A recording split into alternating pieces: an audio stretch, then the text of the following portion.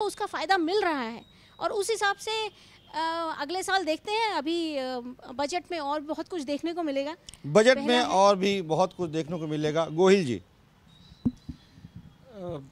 देखिए मैडम की बात को आगे बढ़ाते हुए जैसे मिलेट मिशन एक सरकार का वो है और छत्तीसगढ़ में हम टिपिकली मानते हैं कि मिलेट एक बहुत अच्छा माध्यम बन सकता है, क्योंकि जो मिनिमम सपोर्ट प्राइस मिलता है उसका कारण मान लीजिए या एक पुराना आदत मान लीजिए, ज़्यादातर यहाँ अपना धान ही एक मेजर क्रॉप है और फिर मिलेट मान लीजिए। तो मतलब ऐसा हम कहें किसी टाइम में जो कि यहाँ पे अगर इसको एक नेशनल लेवल पे अगर बैकवर्ड स्टेट माना जाता था, फर्टिलाइज़र का यूज़ कम था, तो जब हमसे मिशन मिलेट का कंसल्टेशन हुआ था तो हमने पहले बोला कि ये डिसएडवांटेज नहीं है, यही मेन एडवांटेज है।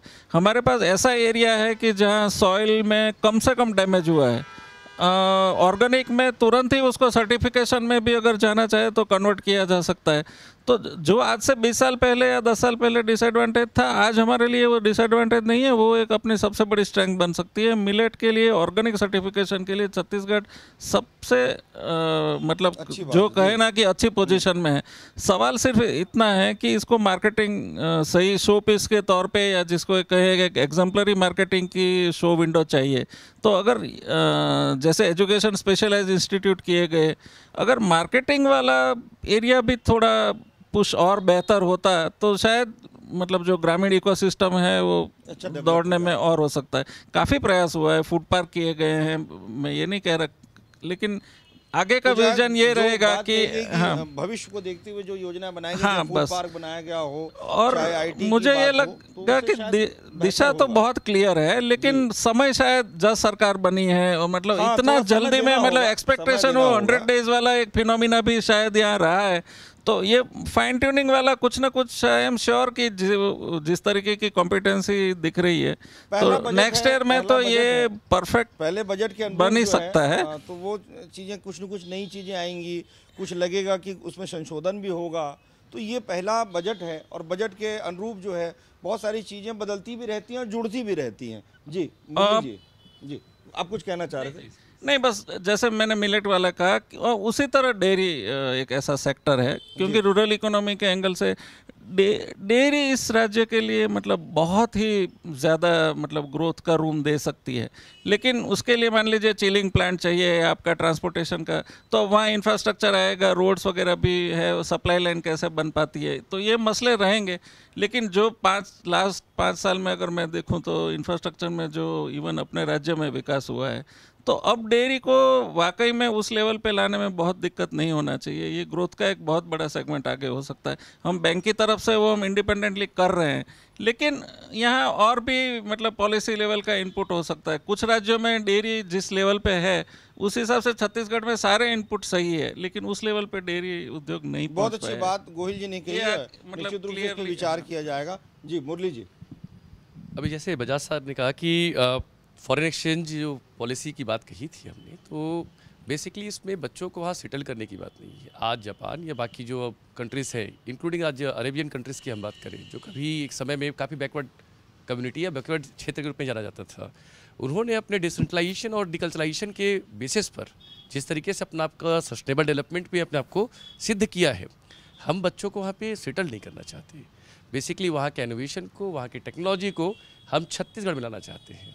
दूसरी बड़ी बात, क्योंकि आज भी अगर हम देखें ITS CSE से पढ़ा हुआ बच्चा, उसका 10% छात्र भी छत्तीसगढ़ में रुकता नहीं है, और यहाँ रुक भी जा रहा है तो वो या तो कॉम्पिटिटिव एग्जामिनेशन में आ रहा है या तो किसी अन्य क्षेत्र में चले जा रहा है या अपना स्वयं का व्यवसाय कर रहा है।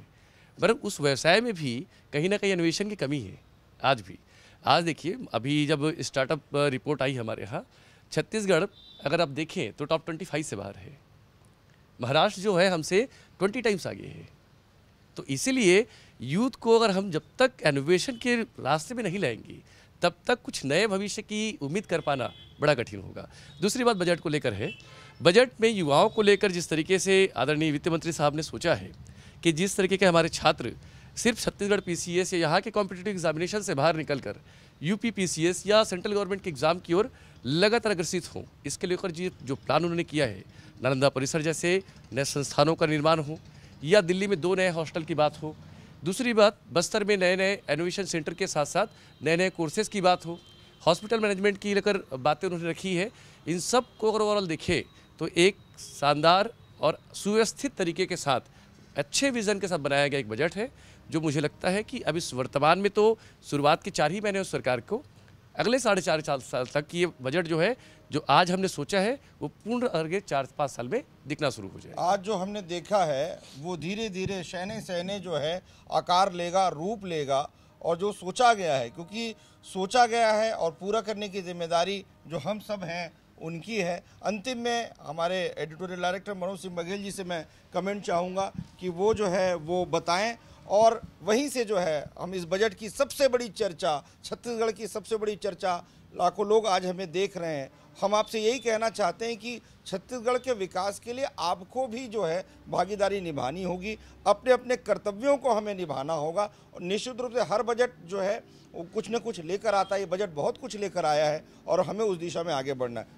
बघेल जी, देखिए, कुल मिलाकर सबसे जो चर्चा हुई, सबने अपनी खुलकर बातें रखी, तरह तरह के विचार रखे, और कैसे बेहतर किया जा सकता भविष्य में, ये तमाम बातें इससे आई। और ये सब के से बातचीत में ये समझ में आता है कि प्लान तो नो डाउट बहुत अच्छा है, इसका एग्जीक्यूशन किस तरह से होता है ये सबसे इम्पॉर्टेंट बात है। और मेरा ये मानना है कि विकास जो है एक सतत प्रक्रिया है, और क्रमशः हम देखें, जब 2000 में छत्तीसगढ़ बना था, कितना छोटा बजट था, बढ़ते बढ़ते बढ़ते बढ़ते 1,10,000 करोड़ का पिछले साल हुआ, इस साल करीब 1.5 लाख करोड़ का बजट हो रहा है।